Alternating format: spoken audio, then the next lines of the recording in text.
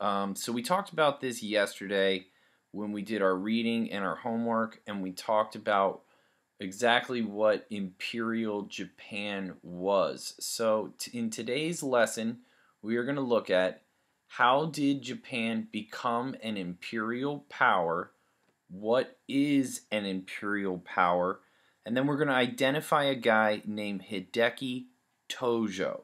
So we're going to build a little bit on what we talked about yesterday.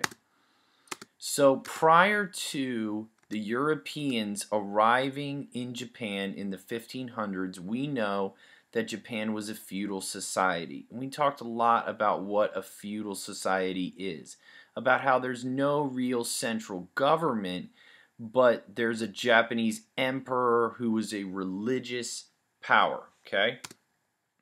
And we talked about the daimyo, the Japanese peasants, and the samurai. We also discussed Bushido, okay? When did the first Europeans arrive in Japan? Well, the first Europeans were the Portuguese, and they arrived in Japan by accident, okay? And so here you see a super cool picture of what the Japanese envisioned or saw the Portuguese kind of looking like. You can see they didn't have a whole lot of respect for them from this picture.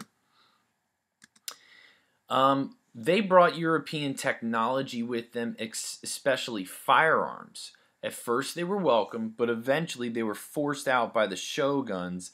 And the shoguns basically said, we don't need Europeans. We're going to be on our own for the next 200 years. So after those 200 years of isolation, how did it come to an end? We talked about this yesterday. U.S. Naval Officer Commodore Matthew Perry arrived in Japan. You might know Matthew Perry from a TV show named Friends. This guy's got the same last name, or the same name in general, in case you didn't know. Alright, so he forced the shoguns to accept a trade treaty with the U.S. He did it through intimidation. Okay, so basically he said, you either allow the United States to trade freely as they want with you, and you open up your doors to us, or we bomb you and we hit you with cannons. So the Japanese said, okay. And they called Commodore Perry's ships black ships because it was seen as kind of a curse. So why Japan? What did the U.S. want from Japan? The U.S. wanted a couple things from Japan. They wanted more trading partners and raw materials, and they wanted a haven, meaning a safe place to go for shipwrecked sailors. In 1853, U.S. Commodore Matthew Perry opens up, and it's in quotation marks there because it was such a forced thing that it wasn't really opened up. He forced it to happen, okay?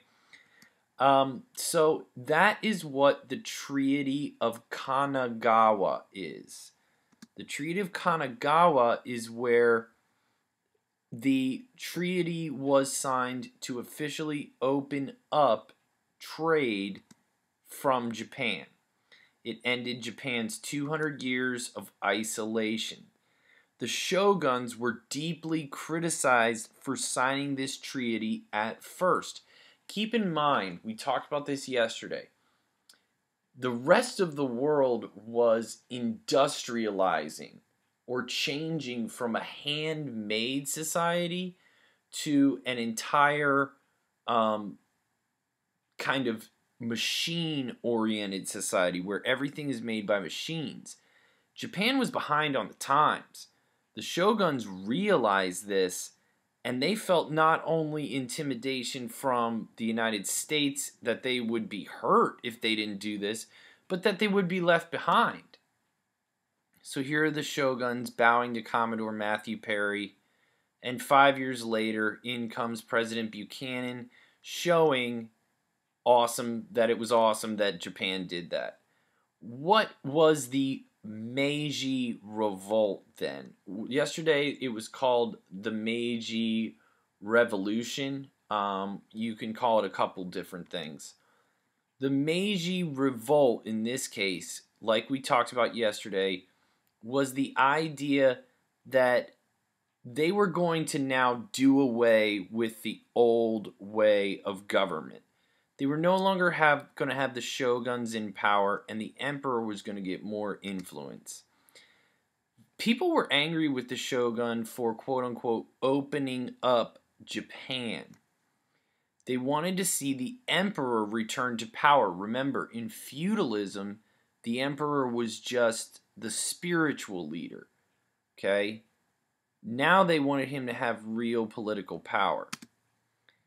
They believed that this would return Japan to that traditional way of life. Okay? However, the guy that came into power as emperor is Emperor Mutsuhito. And Emperor Mutsuhito was only 15 years old when he took power, and he had a big interest in Western technology. Like a lot of young kids, he was interested in cutting edge things, and he saw the West. Now, when we say the West, we mean Europe and we mean the United States. He saw them as being really cool. He wanted to have their technology, but he didn't just want Japan to have their technology. He wanted to modernize them all around. So look at this picture and you see that this guy is what they're in the 1870s is what they're calling enlightened.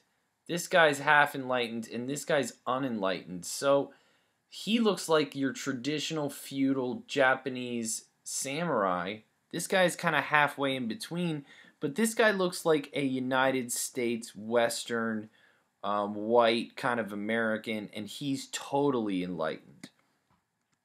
So the idea was Japanese spirit, Western technology. The Japanese became obsessed with Western styles. They dressed just like the United States and like Europe. Even their soldiers began to dress not like samurai, but like Western soldiers. So even the emperor began to lead the way with his dress style. The samurai don't like it, obviously, and we've talked a lot about this. There was the Battle of Boshin where the samurai, we studied this a lot, and the guy leading the way, of course, was Tom Cruise. No, that's actually not true. But we talked a lot about The Last Samurai and how the samurai got pushed out by this change. The Meiji Revolt pushed out the samurai. So, how did the Meiji reform Japanese society? How did it change it? And you write down 2 ways that I'm going to show you here. Okay. All these things. The abolition, or getting rid of feudal society. Redistributing land amongst the people. Westernizing schools. Modernizing armies. Building a navy. Worshipping the emperor again. Human rights and religious freedom. Written constitution, and a modern banking system. So you need to write down 2 of these things. And then how did it change the government? Well, the government was now inspired by European constitutions. So they never had a constitution before. Everything was ruled by these shoguns. They never wrote anything down. They just passed the rules down to the peasants, and the peasants did whatever the samurai demanded of them. Okay, so now they have a constitution and rulers. They're a lot more civilized. They have, in a Japanese government, all power is vested, meaning given to the emperor. But now they have the people having a say as well in the government with the Japanese Diet, or the idea of Congress, with 2 houses, the House of Representatives and the House of Peers. When you look at the Japanese Diet, it looks a lot like the House of Congress does here in the United States. So they were copying everything from that, including imperialism. You define this in your homework as a policy of extending a country's power through diplomacy or military force. So now that Japan was industrialized, now that they were westernized and they looked like the United States and like Europe, they wanted to be a world power. And in order to be a world power, they had to get more land than just their islands. They wanted to try to almost, as you see in this picture, carve up the world. And over here. So Japan wanted to be an imperialistic power for 3 reasons. To gain raw materials, which they didn't have much of, okay? To conquer people and their racial attitudes about the Japanese, negative things that people thought about the Japanese. And they wanted to show the world that they were now a military power. They wanted to be a leader and the spokesperson for Asia. So check out this picture over here. It looks just like the Star Wars picture, The Empire Strikes Back. So that's kind of similar to an imperialistic power. And you got the Death Star back there instead of the sun. I think that's a cool picture. All right, the Sino-Japanese War. We talked about this yesterday. China and Japan fighting over control of Korea. China sues for peace after 6 months of fighting. Japan takes over Korea completely. Okay. The next war, 1904, they pick a fight over portions of Russia and China called Manchuria with Russia. Everyone assumed Russia would win because Russia was the old school major power. Here they are raising their feet just like they're kicking butt. And they were wrong. Russia loses big. Okay? So now Japan is really in the mix. Okay? Take a look at this picture. Here's Teddy Roosevelt. This guy's got the Japanese flag on his back. Here's Russia. And he says, let them have peace. In fact, Teddy Roosevelt was given the Nobel Peace Prize for that. Way to go, Teddy. Rough Riders forever. Japan joins the Allies for World War I. So Japan joins the side of Italy in World War I in order to try to take over more land for themselves. Well, they lose the war, but it really shows that Japan now has power, prestige, and land and is the dominant force in Asia. And the UN allows this to happen. They don't really see them as a threat, but the Asians do. Okay? So if you look at this, you see that all this land right here, parts of Russia right here that they got in the Russo-Japanese War, the Sino-Japanese War right here, and then this part of Manchuria, then extending all the way out here where the blue areas, I know it's hard to see, are United States regions. So you can kind of understand why they bombed Hawaii, because they wanted to keep expanding this way. So, who is Hideki Tojo? This is one of our essential questions. Hideki Tojo was a military officer turned politician, and he became Japan's prime minister during the Meiji era. He was heavily influenced by Japanese military tradition like Bushido. We talked about Bushido quite a bit.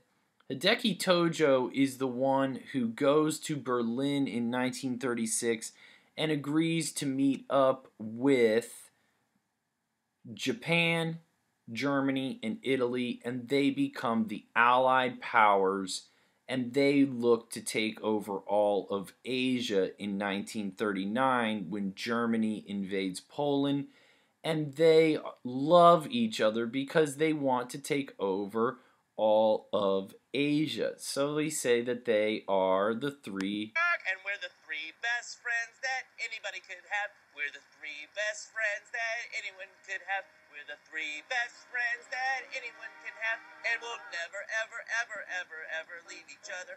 We're the best three friends that anybody can have.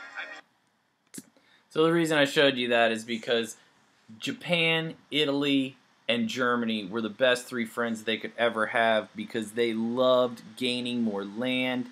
You see here, Japan is huge now. They have taken over almost all of Southeast Asia. China is smaller. Parts of Beijing and Hong Kong are now under Japanese control. So it's getting crazy. So Japan decides that it's going to drag the U.S. into the war because they wanted to take over the Hawaiian Islands too. Okay, and after they drag the U.S. into the war, the U.S., as we said, comes back, fights the war against the Allied powers, and the Axis powers, which they were a part of, dominates Japan and ends the war. Okay, this is another picture of Pearl Harbor, which is when the Japanese bombed Pearl Harbor in Hawaii.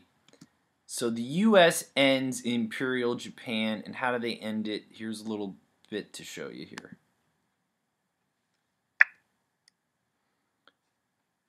Not a whole lot of sound, but this is the picture of Nagasaki and Hiroshima being bombed by the United States. This is Little Boy, which is the one in Nagasaki. And then they have, I believe it's called Fat Boy, is Hiroshima. So we'll talk more about the atomic bomb. Fat Man.